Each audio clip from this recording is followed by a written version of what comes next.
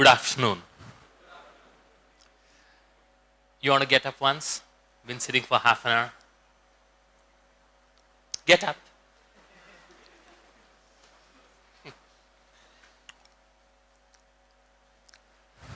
We'll do a very simple stretching exercise, what we did yesterday. Okay? Front, up, front, up, front, down. Attention, please. Front, up, up, front, down, up, front, front, down. Thank you. Sit down.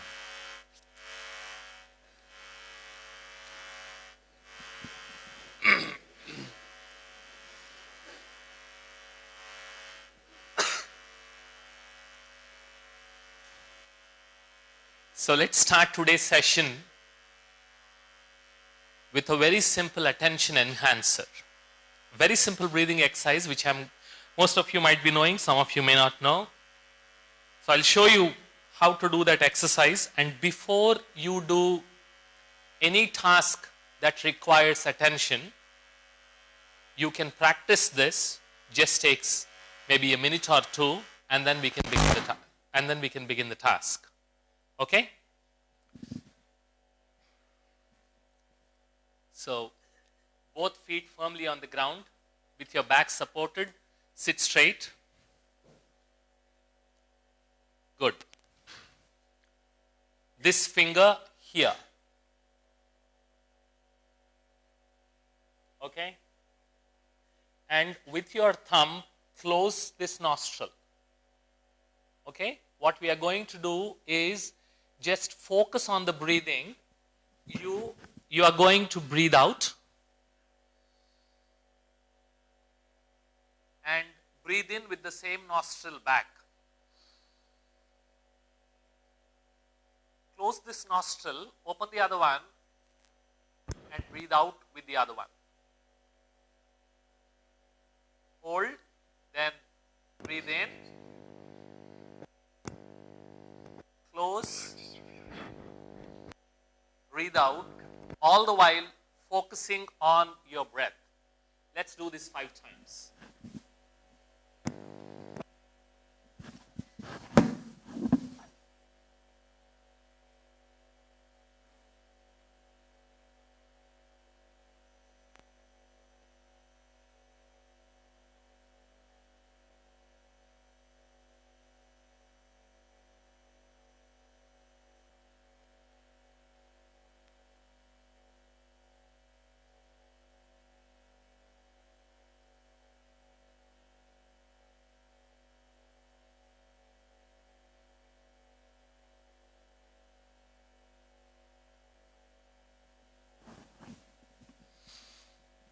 Good.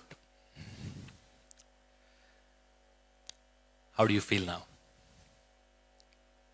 It's one of the quickest ways to what we call as to come back to the center. If any time you feel your thoughts are wandering a lot, quickest way is to bring back that focus onto breathing. At least temporarily, you can bring back the attention. Okay? So, why is paying attention important that we have to spend next 75 to 90 minutes talking about it? And then in the process, testing your own attention and patience. Why is this topic so important? Or you feel it is important that we should have a conversation about this particular aspect? Yeah? Why?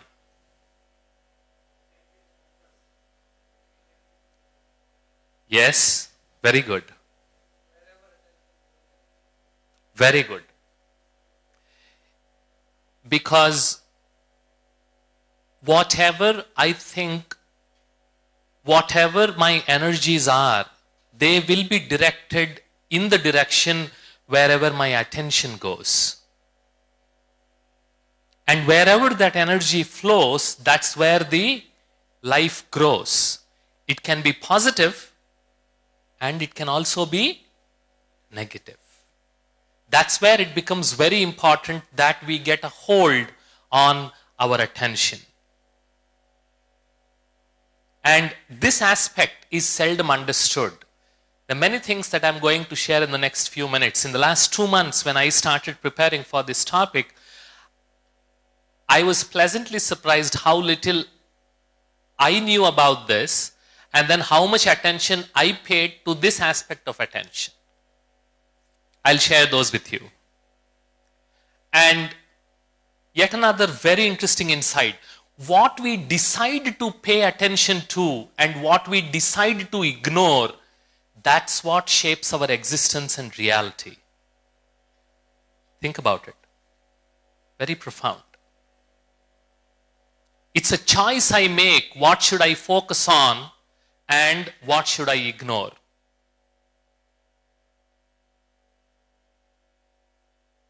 Do I want to spend time in self-improvement over the long weekend, or go do the same thing that I have done almost all the other weekends? Where do I want to redirect my attention? That's what shapes my existence and my reality. At every moment, I am making that decision. I am making that choice. And that's how habits form. They don't form just like that. I am investing my attention consistently again and again for a habit to form. Without attention, no habit forms. You pay attention to it, repeat it, and then it becomes easier with each attempt, and then it becomes a habit. Correct? And that's why Yoda from Star Wars, he said, your focus is your reality. Because whatever you focus on, that is what becomes your experience. And what is life? A bunch of experiences. Correct? So that's what becomes your life. And lack of paying attention, that's why it's called, why don't you pay attention? Very interesting phrase. You pay attention. And lack of that is very costly. Physically, mentally, emotionally, and spiritually. Take the example of these accidents and death.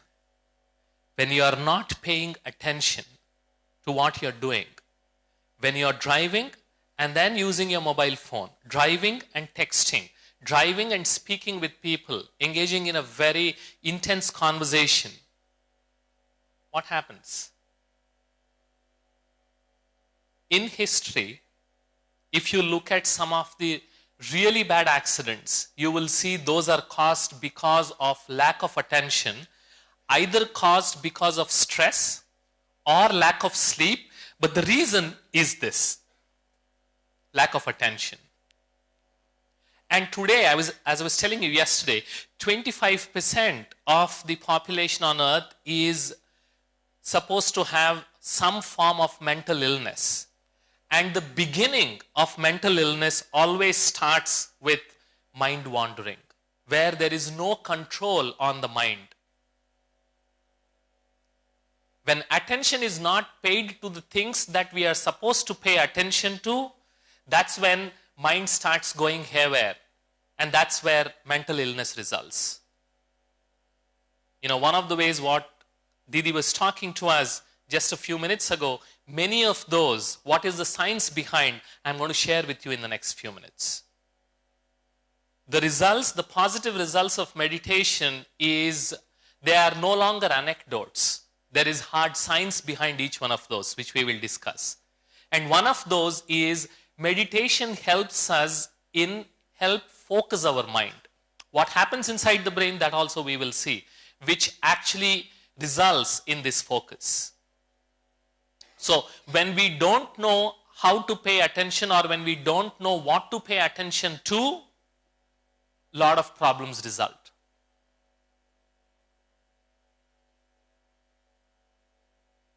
What is attention?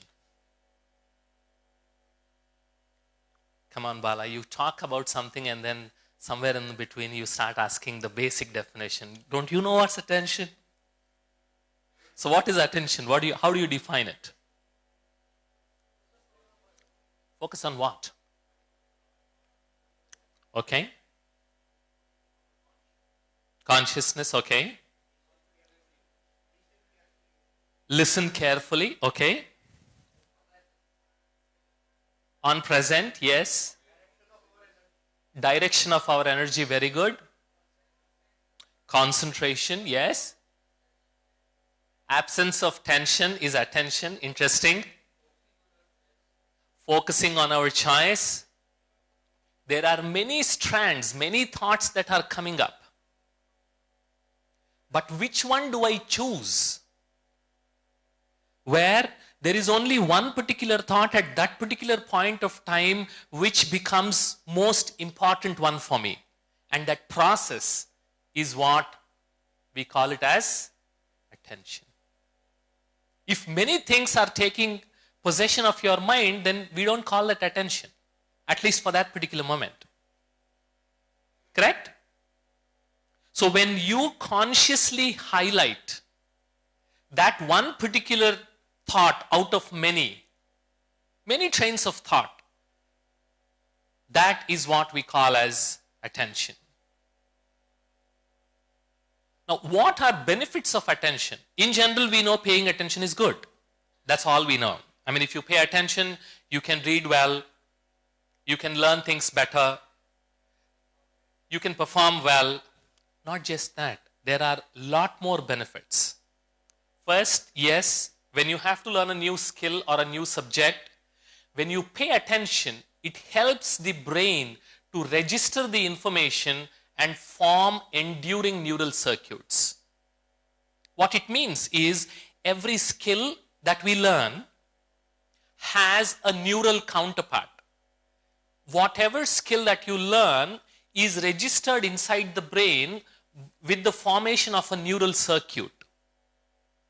That's why initially when you learn, because the circuits are being formed, you spend a lot more energy. But once the neural circuit forms, repeating it next time becomes easier because that neural circuit becomes like a highway. So the next time the amount of energy required is less. And now scientists are saying attention is the key ingredient that will help speed up the formation of these neural circuits. And if you don't pay attention, those circuits won't form. We all know that. Correct? When you're listening. But that is not truly listening, it's just hearing. Yeah, there is a difference. Hearing plus attention is equal to listening. Most of the times we confuse both. When we are hearing, we are thinking we are listening. No, we are not. Because when there is no attention, the information doesn't get registered. Very interesting. That's how the brain works.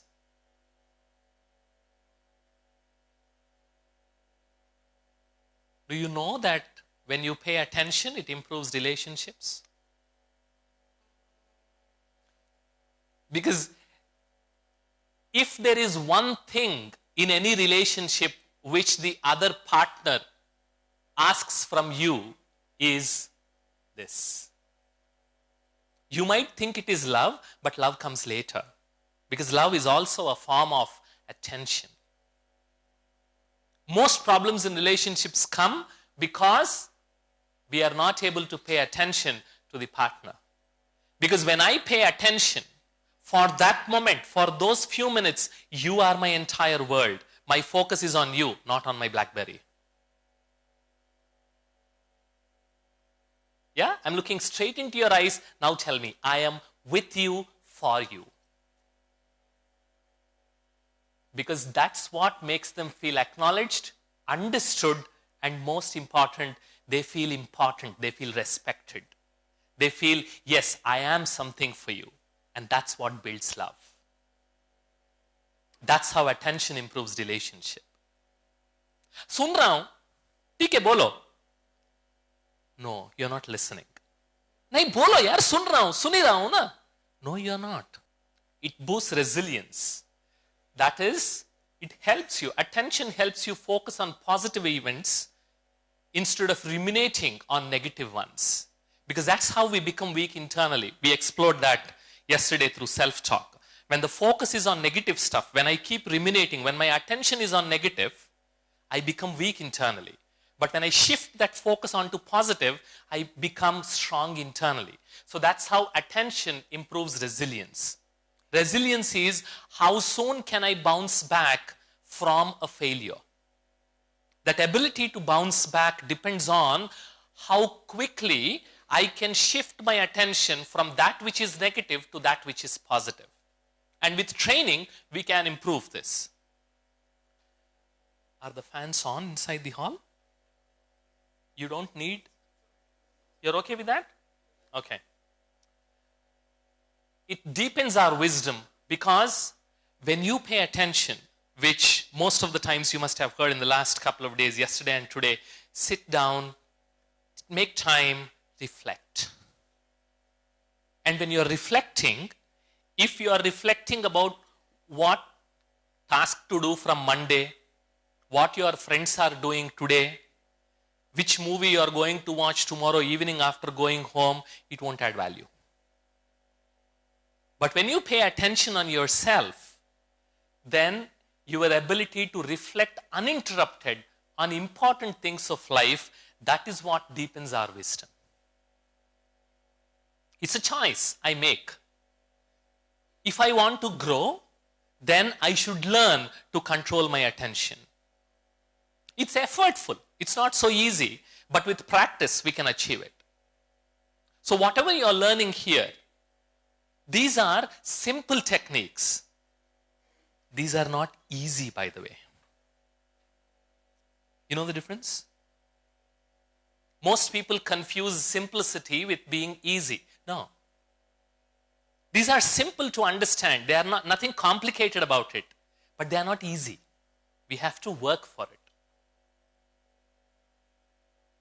It increases critical thinking because when you read some text, only when you pay attention will you be able to look at it from different perspectives and try to internalize what that text is talking about. And in general, attention enriches your life and makes it more enjoyable. What good is a gulab jamun if I don't pay attention while eating it? Correct? And how many times we have this concept of working lunch? I've never understood that anyway. Where when you are having something, today evening, tonight when you're going to have dinner, stop talking, focus on the food. With every morsel that goes inside the mouth, try to pay attention to what is the texture, how the juices are being secreted inside the mouth, what is the taste, and then see what is your experience, how much you will enjoy the food that you're taking. So now you got yet another beautiful application of attention. Yeah, which is true. And so many things we miss because we just pass without paying any attention. Whether it is enjoying the nature around in the place like this, or while having a conversation with somebody, eating something, looking at something, observing something, when there is no attention, that spice in the life is gone. It becomes so insipid. So, well, you must be thinking, any topic, Bala somehow brings brain into that conversation.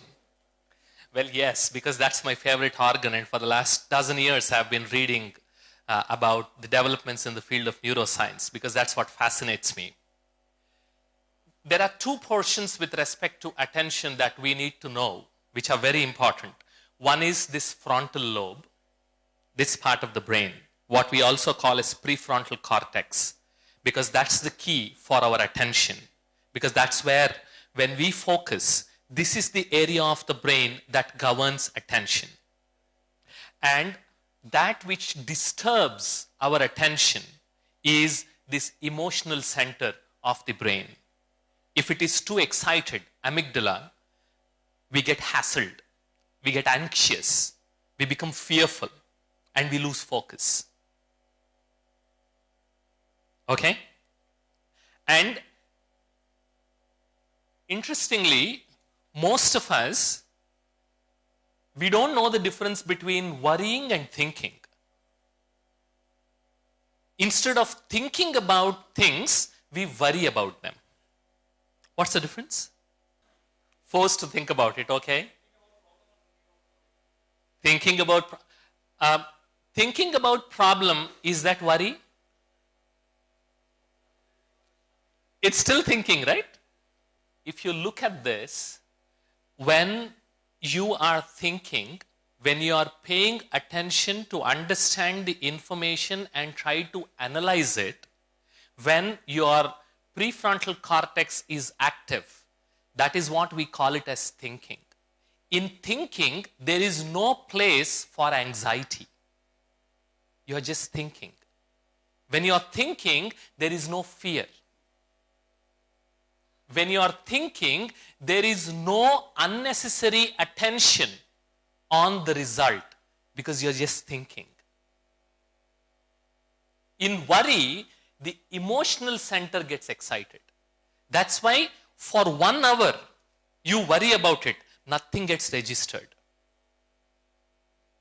If I worry about the exam while I am reading, do you think whatever I read gets registered? Because this part is switched off. It's only this part that gets activated. So there is no anxiety. When there is no anxiety in thinking, when there is no fear in thinking, that's what we call it as thinking. That is, you are thinking through your frontal lobe. But when there is fear in that thinking, when there is anxiety, that's what we call it as worry. When you're non-stressed, when you are thinking, when you are relaxed, this is how brain looks. And this part is what we call as the prefrontal cortex, as I said, and that's what controls most other areas of our functions. That is, the neural real estate that is required to help me in my thinking is available when I am relaxed, when I am non-stressed. That is, my brain is functioning at the best possible capacity. But when I am worried, this is what happens. When the emotional centers get flared up, what is happening to the prefrontal cortex? What is happening to the blood flow to this part of the brain? It's gone. Yeah, that means the neural real estate that is required for us to help to analyze a problem, you won't get that when you're worried. That is why it is said, stop worrying first. When you go to the doctor, what does he say? Once he gives the medicine, what does he say? First thing? No. Even if he doesn't say be happy, he'll at least say don't worry, because you're still going through the pain. So he won't talk about happiness yet. He'll say don't worry. So whenever you want to think, analyze, plan, check. Are you thinking or are you worrying? Now, just because I mentioned this, don't start worrying. Am I thinking in my prefrontal cortex? Is the brain available? Did the emotional center flare up? Is amygdala working? No, please don't think too much. Just relax.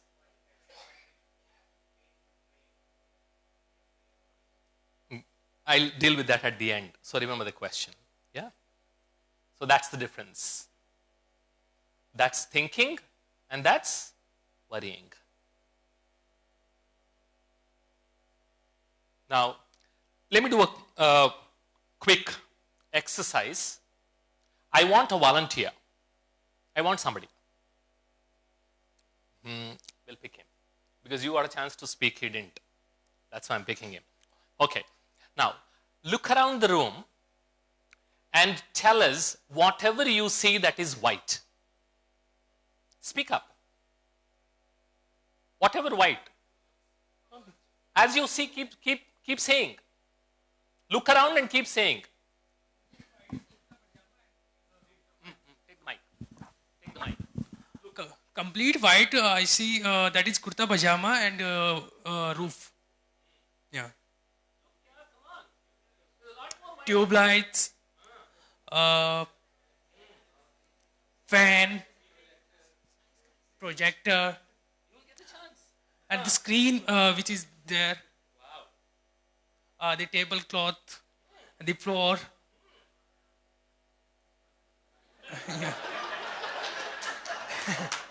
Bala.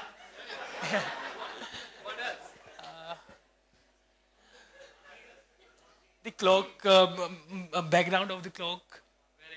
Yeah. Good. Thank you.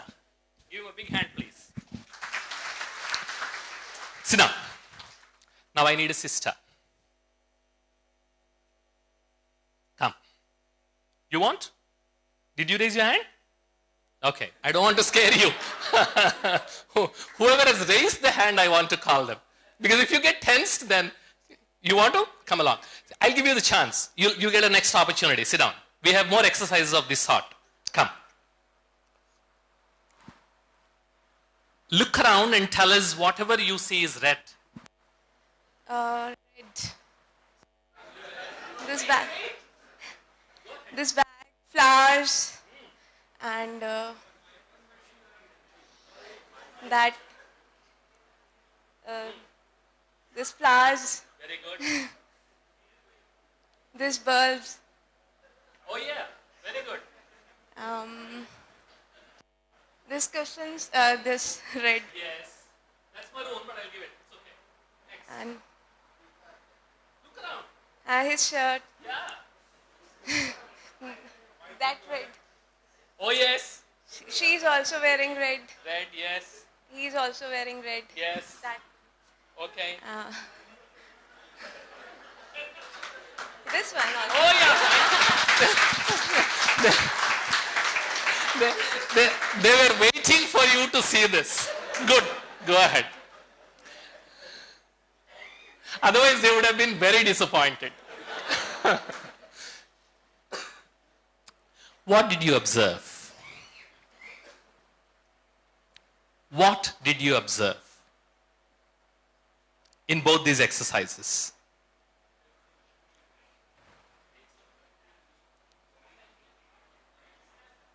Sorry? We don't look what we have. What else? What is the principal difference between what this brother did and what that sister did?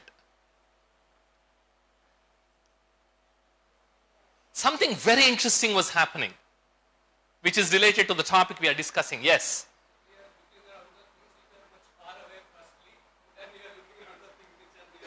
Okay. What else? What else? Think.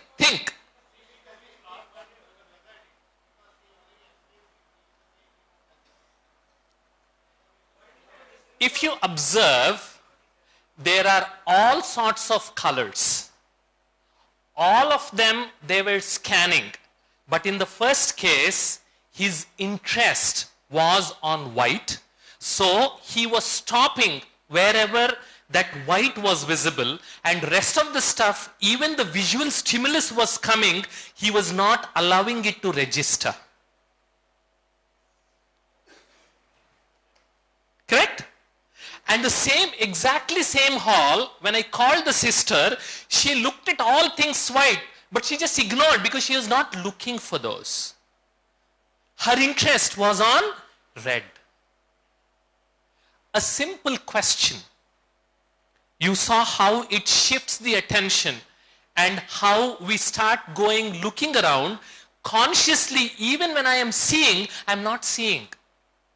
He saw so many colors, but he never mentioned those because he was seeing but not seeing. She saw white, but she was not seeing. because she was not looking for that. That's what attention does. It's a fantastic filter, brain, and attention is the gate.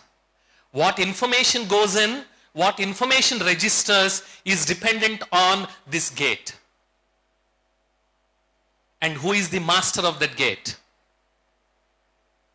Who is the master of that gate? Who is the master of that gate? Who is the master of that gate? I am the master of that gate, not we. I am the master of my attention. Yeah?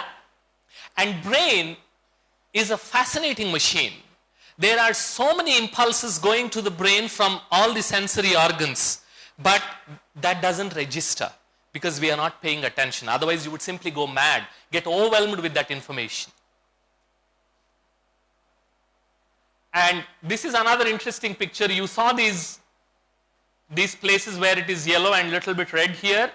What they wanted to test was, people were reading and they asked volunteers, when those volunteers were focusing on how the people who were reading, the subjects were reading, how they were breathing. When the attention was on breathing, a different part of the brain got activated. But when the same attention shifted to what the words they were speaking, all those different areas of the brain started getting activated. Activity is exactly the same, reading or speaking out those words. But when the focus shifted from breathing to words, different areas of the brain started getting activated. So attention governs what part of the brain gets activated, what part of the brain gets damped down. Correct? Now, just focus. Pull your attention to the sound of the fan. It was always there. Now when you shift your focus, you are able to listen to that humming sound. And a few minutes later, as you start focusing on the talk, that disappears because you are not paying attention. The stimulus is being received, but that is not registered. Because the electrical signal associated with the target is stronger than the signal corresponding to non-target images, what you saw with respect to that white exercise and the red exercise. And paying attention physically damps down the activity in neurons other than those involved in focusing on the target of your attention. That's the beauty. That's how attention even physically changes your brain. Information is being received, but as a gate, I am physically damping down the activity in that part of the brain which I am not focusing on. And the mental act of focusing attention, it holds in place the brain circuits associated with what is focused on. That is, it stabilizes those neural circuits and makes them more enduring. That's where it becomes so much more important on what we pay attention to. Because it is even physically changing your brain. And it has been noticed that attention is extremely important if you want to register things for long term. And this is something which is pretty clear to each one of us, right? Just before the exam, we finish the exam, and immediately after the exam, what did you read? Arey chodo yaar. It's over now. Don't remind me. I don't even remember those. Because there is not much attention paid in registering it. So if you want to experience and if you want to remember things for longer term, it is very important that you pay attention to what you are reading or what you are trying to learn. And another interesting observation, experience coupled with attention, that is, when you repeatedly do that stuff, whatever you are going through leads to physical changes in the structure, and that's the key thing, future functioning of nervous system. You just saw that. When I keep repeating a habit, next time what happens? It becomes easier. Because physically the brain has changed. And that's what in scientific terms, we call it as neuroplasticity. Plasticity means that which can change. Until 30 years ago, what scientists thought was when you are born with a certain nerve cells, certain set of nerve cells inside the brain, that's it. Brain doesn't change. It's fixed. Only as kids it changes a little bit. But today science is saying with every thought, every word that you speak, every act that you do, you are actually changing the brain physically. And what you pay attention to and how many times you pay that attention is making that particular activity much easier to do as you move forward. What it means is the necessary neural infrastructure that is required to help us transform our life, we already have it inside us. Brain has the property to change in response to our experience and give us the necessary tools to make this change long term. So if you are one of those who thinks, Bala, this is all good, I just came for a weekend of nice conversations to listen something good, and sometimes in the class, your classes are so good that I tend to sleep, which is very difficult for me in my room. So I enjoy, that's why I come. But I don't think I can change because I am like this only. That's a choice you make. But today science is saying if you want to change, you can change. Because the biological infrastructure that is required is there. Now, Bala, you tell me I am 70. Do you think I can still change? Yes. And the interesting thing what scientists observed is whatever is the age of the physical age of the person, brain is amenable to change. And it depends on how you want to change it. Now, let me show you a small clip on attention. We had the sister who raised her hand and we had to send her away. Can you come in the front? Now, each one of you can do this, but we'll have one volunteer come. So, look at the instruction very carefully. You can tell it to yourself. Try that. So, you look at the chart, which I'm going to show you. You are going to say the color of the word and not the word itself. So, what it means is, when you see this, what will you say? Orange. But you will not say color. Correct? That's understood? You folks also can try. Because this requires attention. Green, it's orange, I believe, or red. Red, orange, yellow, it's again red, black, pink, orange, green, black, orange, yellow, it's green, red again, red or orange, I'm not able to make the difference of it, black, then orange, orange, again orange and green. Very good. So this is what we call it as inhibition, where the first instinct is to read the word, but you have to inhibit yourself to say the color. What I'm going to share, I hope you understood the importance of attention by now. Correct? How important attention is. Now I'm going to share how willingly and sometimes unknowingly we tend to disrupt our attention and literally slice it. If I have a piece of thread or a rope with which I have to tie something, and that rope is tied to many pieces and then joined together, which rope will be stronger? The first one or the second one? First one, correct? Naturally. That's what the attention is too. And how do we disrupt this attention? What are the attention slicers? This is what we call as Twitter curve. In 1980s, the mean time between interruptions was a couple of hours. And then later we had pagers, and then the time reduced to about an hour or so. Then we had cell phones, then we had email, and now it is asymptotically approaching zero. And this was pre-Facebook era, pre-WhatsApp era. And now, if you add those two, it is almost zero.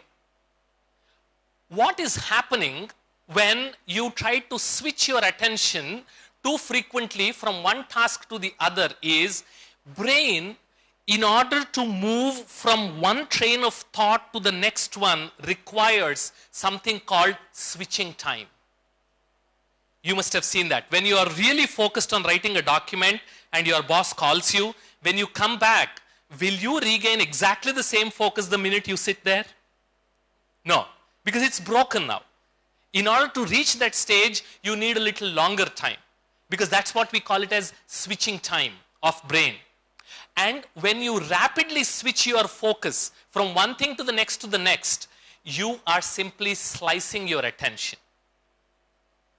That's why when you are listening to something, a talk like this, and something interesting information you are getting, and suddenly in between you get a WhatsApp message, and then you start looking at that message, and then by the time you raise your head, whatever information is being shared is moved on, the speaker has moved on. And then when you come back, you won't have the same kind of focus. When you're typing an email, suddenly a Facebook message thing pops up. Even when you look at it and then bring back, that little bit of diversion is enough to cut your attention by half. It's fascinating. And then when you try to do too many things like that, at the same time distributing your attention, what you're trying to effectively do is slicing your attention, making it into pieces. And when attention is broken into pieces, whatever experience or the result you need to get from the task, you will no longer get. That is why most organizations today, they are not fighting for skill. Those days are gone. What they are fighting for is your attention. Think about it. And the interesting part about this attention is accessibility and affordability of disruptions. They increase the distraction. And distraction is just a thought away. You get into a car, you can distract yourself with music. You get into your home or living room, you can distract yourself with your television. Nothing else, now you can distract with your mobile. And I'll give you my example. When did I get this insight? When the carrier that I use on my mobile phone, he gave me a free offer for having internet for a few days. He switched it on just like that. Just because the internet was available, I was checking my email more times than I usually do. Normally, I never check my email on my mobile because there's no net. And that's a conscious choice. But when he was giving for free, I said, let me use it. I was checking news more frequently. I was checking my email more frequently. It was not required. But then I was doing it because it was more accessible and affordable.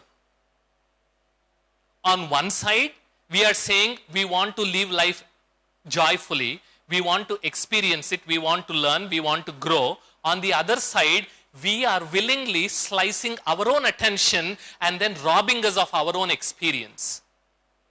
You must have seen on the net, there's a very nice video on YouTube called Look Up. Just search for Look Up, you will get that video, where he talks about the ubiquitous usage of mobile phones today, which is robbing us of that attention when we are speaking with people, when we are relating to others. Even simple conversations, it has become a problem, because when you go with the family to the beach, and each one is sitting with their mobile. You go for a date, you take your friends out, 4 people, you want to go have a dinner, and on the dinner table, what are they doing? Checking their WhatsApp messages. I mean, whatever that other stupid fellow has sent you a message is just to communicate with you, right? And this fellow is right in front of you. Why don't you communicate with this fellow? I mean, that's a question we all have to ask ourselves. How we have become slaves to the technology. And sometimes I'm surprised. Check yourself. What kind of generation have we become where we get so much pleasure in staring at a piece of a glass? That's all we do all through the day. Constantly staring at a piece of a glass. Whether it's your computer, whether it's your mobile phone, what is it? It's a piece of glass. It's a screen. And that's what you keep staring at it. And unknowingly, by slicing and dicing that attention, whatever potential you have, you are not able to live up to it. Because you should allow that potential to flower. You should allow that potential to be used. And that cannot be used when there is no attention. I'm saying, let's take somebody is in support job, IT support job. So apart from job he's having on hand, he has to check his emails regularly. So then what will be your take on that? I'll give you the answer. How many of you have to check for your emails every 10 minutes? Be honest and raise your hands. You have to check because it's a part of your job. Even on a weekend like this. Look around. No, look around. I just asked a question. A few hands came up. When I clarified it, those hands went down. So, when there is a need, that is completely different. Here I am not talking about special cases. I am talking about in general. Even those people who have to check their emails, ask them for how much time and how long they need to check those and how frequently. Then you will see that we have become addicted. We have become addicted to the technology, and that has become a way to stimulate our minds. You know that is a psychological disease where you keep clicking and refreshing your page just to get the next update from your Facebook or WhatsApp? It's a psychological disease. Yes. Because you don't know to do anything else, so you keep refreshing it. Thinking that somebody wants you or somebody is sending you some message. Not needed. Check yourself. When you want to work, when you want to grow, when you want to use your potential, the most important resource that you need to safeguard is your attention. Now, another thing that we do is trying to do too many things at the same time, what we call as multitasking. All of you have your books and pens. We'll do another exercise. Okay? Game? Very good. So what you do is draw 3 lines. Yes. Draw 3 lines. 3 lines. Horizontally draw 3 lines. On top of the first line, write this sentence in all capitals. Multitasking is a thief. Multitasking. You need not write that hyphen. Multitasking is a thief. T-H-I-E-F. T-H-I-E-F, thief. Okay? Now what you do is, just below that, there's another space, right? Above the second line, below every letter, start writing numbers. That is, below M, you write 1, 2, 3, 4, like this, you keep writing. Just write the numbers. It doesn't have to be exactly below, but you just write the numbers. One number corresponding to each letter. Just write that. It's understood? So, 1, 2, 3, 4, 5, like that. What is the last number? 20. Correct? So now the next exercise. This time you have some more space on your page. What you're going to do is a small change. First write M, and then below that you write the number. And then continue this process. First write the letter and then the number. Letter and then the number. Try that. Do it as fast as you can. Yeah, number will be below the letter. Letter, number, letter, number, letter, number. As fast as you can.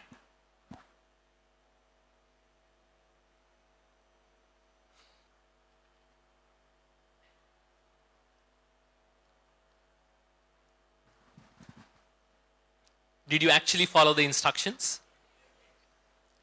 Did you notice any change? Were there any mistakes? Good. It took more time. What else? You need to strain a little more. It's stressful. What else? more tension, and the possibility of mistakes is higher. Now, a simple task like this, where when you interleaved two tasks, you saw the amount of stress it generates and the amount of time it took increased and the number of mistakes increased. And the same task when you did one after the other, what was the cumulative time it took? Less compared with when you interleaved both. Correct? This is something very, very important insight. We think by doing multiple tasks at the same time, we are saving time. We are not. Because, just so that you understand, brain is incapable of doing two tasks at the same time. You cannot. What appears like doing at the same time is actually you doing it one after the other. You can only do one task at a time. But the only thing that you are fooling yourself thinking that you are doing two tasks is you are repeating that in quick succession. That's all. Correct? And when you do two mental tasks, when you try to multitask, what research shows is the capability of a Harvard MBA is reduced to the level of an 8th standard kid. That is the level to which the brain's performance drops when you try to multitask two mental things. Check yourself when you are driving and you are listening and you are answering on your phone. Car is coming and the fellow sitting beside you says, "Brake bar yaar." Oh, I'm sorry. Why? Because the stimulus is coming, but it is not being registered because your brain is focused on something else. And that is the problem of multitasking. You need to be very, very careful. And in any task that you're doing, if accuracy is what is important, then don't divide your attention. Any task that you're involved in, if accuracy is what you want, then the first thing that you need to check is, are there any distractions or are you dividing your attention? And by doing less, you might actually accomplish more. And there's another very interesting problem that, we people have, that is continuous partial attention. We want to be present, we want to be available for too many people at the same time. That's why we are splitting our attention. ये भी सुनना है, इसको भी satisfy करना है, इसको भी satisfy करना है, and then you split the attention and continuously. And that becomes very, very stressful. When you're with someone, when you're on a task, finish that and then move on to the next one. And this is a problem because in multitasking, you are trying to interleave the task. In continuous partial attention, you want to be available full time and you are not able to available full time, so you split your attention. And that too, you do it continuously and you don't want to miss anything. And that generates a lot of unnecessary stress. And perpetually, your stress hormones are being secreted because you are perpetually in a state of panic. Because this is also important, this is also important, this is also important. And what is the relationship? In the topic that I said, it is attention, intention, and meditation. So why is intention important when we are talking about attention? Because intention is the invisible power behind our thoughts, words, and actions. That is why we do what we do the way we do. Sometimes we are aware, sometimes we are not. And it is the intention that is the navigator of attention. If attention is the gun in your hands, then intention is the direction in which you are aiming it. And meditation helps you to decide that direction. How does meditation do that? I will share it. That's the relationship between attention, intention, and meditation. That's the interesting part. That is where retreats like these help you to go inside, reflect, and then check your intentions. There's a difference between desire and intention. Have you ever thought about it? Difference between desire and intention. Is there any difference? Is there any difference between desire and intention? Desire is something that I express where the world knows about it. But intention is something private. Let me give you a specific example how it differs. There's a project that your boss wants to involve you, and your desire, which you express, is that this project should succeed, so let us all work together. But the hidden intention is, if this project succeeds, definitely I'll get promoted. So let me make my team also work really hard. But then externally, I'll say, no, we have to succeed with this project. It is fantastic. Let us do this. But that intention is a lot more private. So that is where externally an act can look good, but still the intention can be impure inside. What you clearly see from our dear politicians sometimes. They distribute clothes, they distribute food to poor people. So that is the good act that is visible to you. But what is the intention behind? To make more money.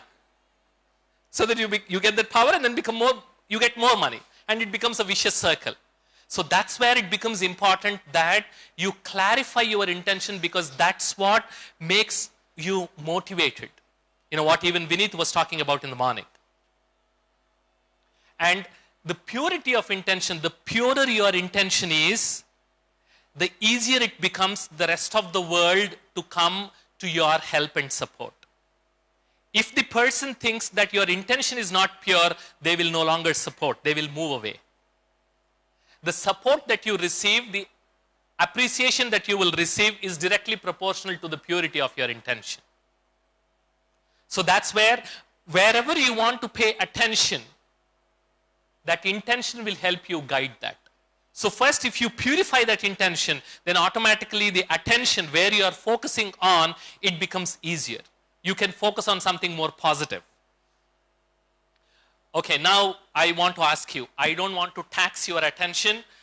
Are you okay for me to take few more minutes of your time and then finish this topic? Or you want to take a short 2-minute break, walk out and come in?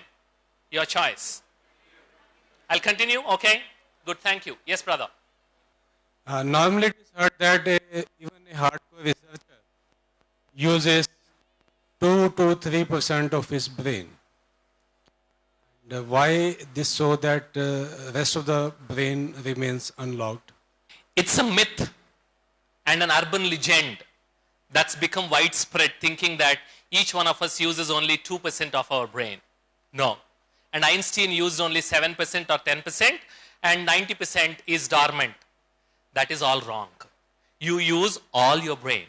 What it means is, if you want, brain is plastic enough where you can improve your own potential.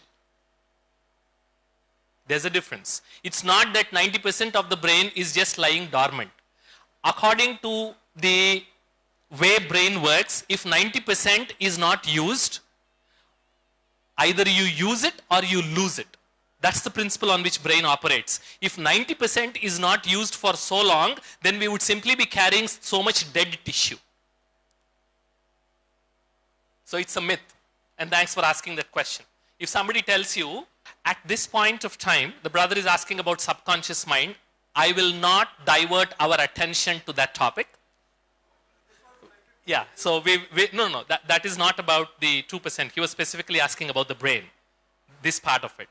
So what is subconscious mind? What are its capabilities? How do we use it? I will not go into those details. That's a topic for a separate session. But for now, whatever is in our conscious control, if we can start using that properly, rest of the stuff will fall in place. Yeah? Okay. Now, what is the relationship between attention and meditation? Meditation is attention training. That is, training brain to increase its capacity to focus. When you meditate, when you reflect, when you contemplate, it helps increase your focus. That is, it reduces the unnecessary thoughts inside the brain so that one thought becomes more prominent. And we will practice that, and we have Sister Denise who is going to walk us through that meditation practice in the next few minutes. Once this session is over, then you will experience that. And another interesting thing which scientists have found is detached observation trains the brain and changes the brain in a very favorable, wholesome way. Let me explain what detached observation means. In Hindi, it's called as Sakshi Drashta Sthiti, or non-judgmental awareness. You are looking at something, but you are not judging it. Let me give you an example. Assume or visualize your brain as a stage. Okay? Brain as a stage, and thoughts as actors, and you are the director. When you are not getting involved with your actors, an actor comes onto the stage, some actors just get down the stage without even you noticing it. Some thoughts come, some actors come onto the stage, they dance. Some actors come onto the stage, they cry. This is what is happening in this stage. When you are able to separate yourself and observe those thoughts without getting entangled in those thoughts, that capability is what we call as detached observation. And it's fascinating. This is one of the capabilities that you will learn through meditation. And when you practice it longer and longer, what happens is this actually stabilizes the brain and makes the neural circuits far more powerful. And it increases your ability to focus.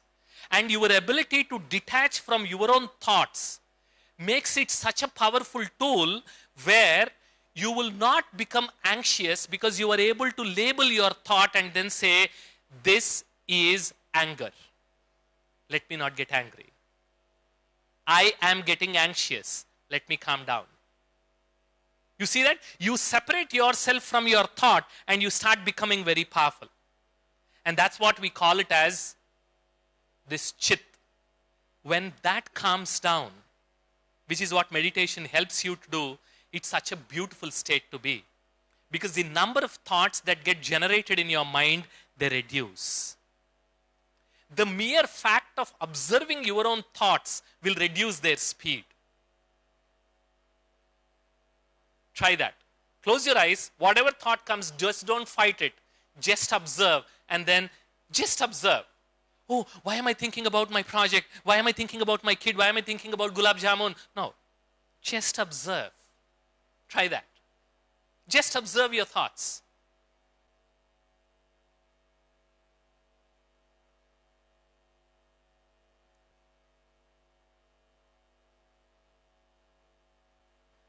Saying meditation is concentrating on single point, right? This is the definition you are saying. Meditation is focusing on single object.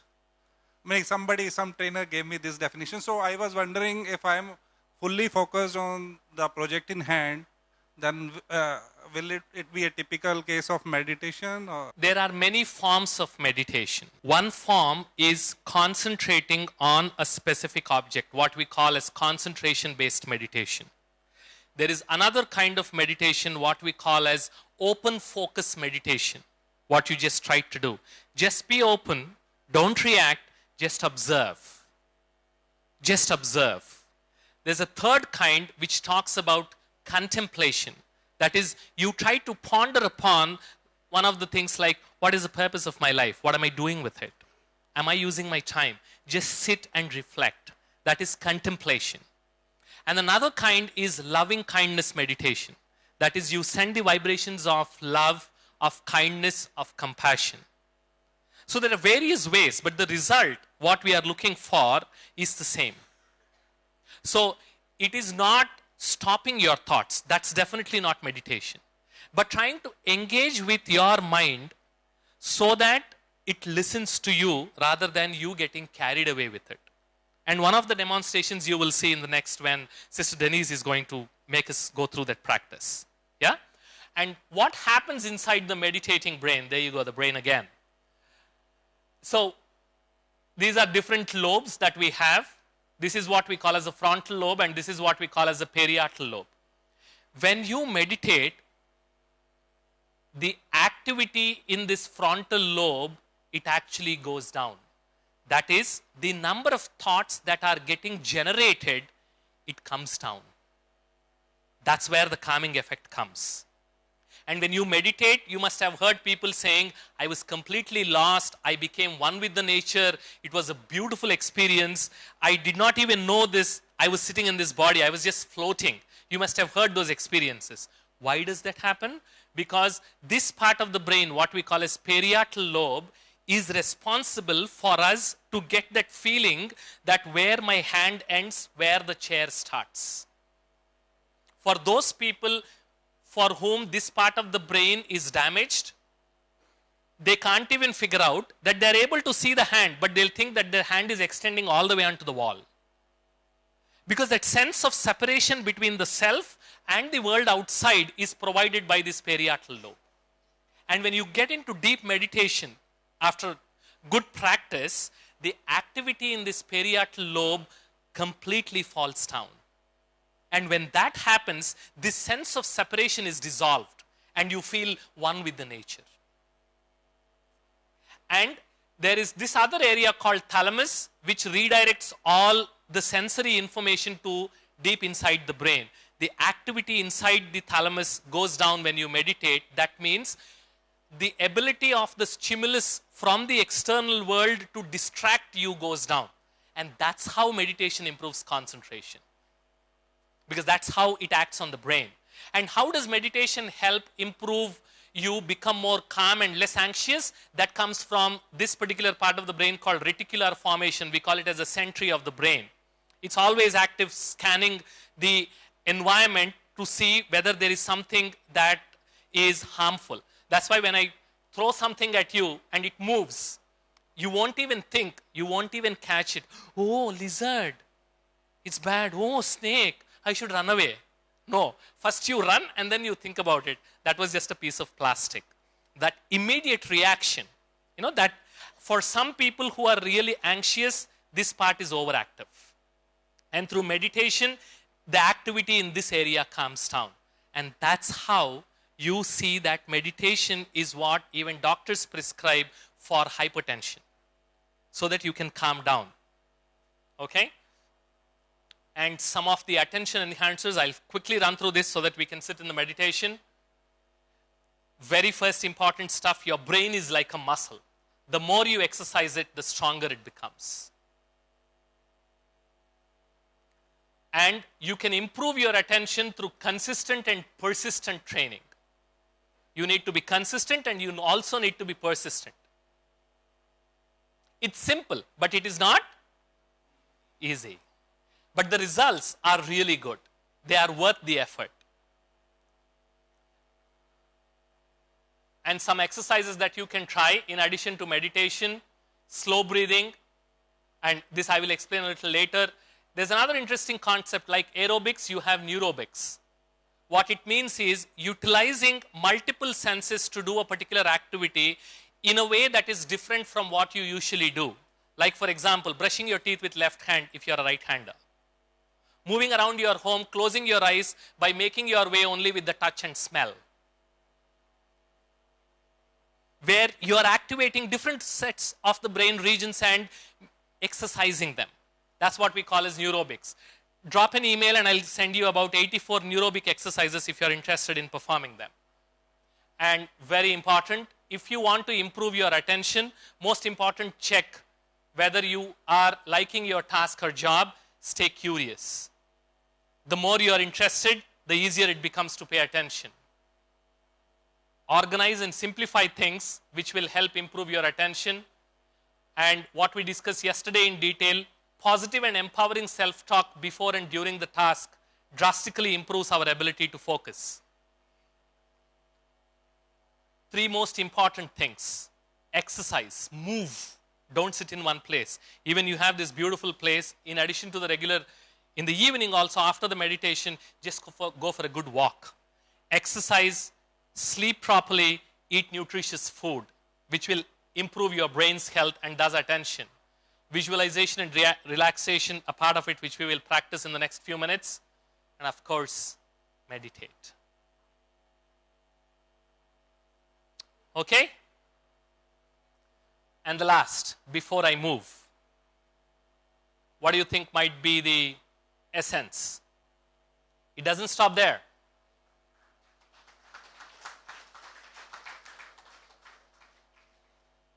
And in Raj Yoga, we summarize all this talk with just one single sentence, which I leave you to ponder upon. Man mera hai, main man nahi. Thank you.